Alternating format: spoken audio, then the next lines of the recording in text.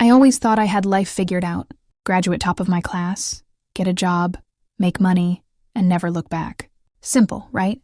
My name is Bella, and for most of my life, I believed success was everything. I worked harder than everyone else. Late nights, no friends, no rest. I was proud of it. I thought sacrifices would bring happiness. But life had other plans. When I finally landed my dream job at a big marketing firm, I was 25 and unstoppable. My parents were proud.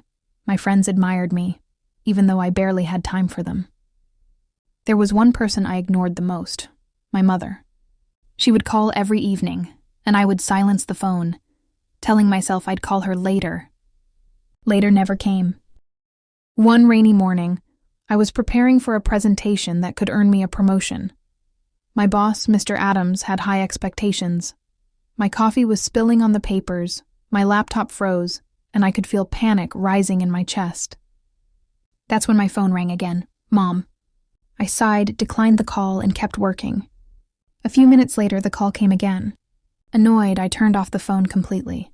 That afternoon, as I stood before the boardroom trying to explain the future of our company's marketing strategy, my words suddenly blurred. My colleague, Rachel, touched my arm gently and whispered something I'll never forget. "Bella, it's your mom. There's been an accident." Everything after that felt like slow motion. The drive to the hospital, the smell of disinfectant, the sound of heart monitors beeping. When I finally saw her, pale, weak, her eyes half open, she smiled at me and whispered, "You finally picked up, baby." I broke down. She passed away 2 days later.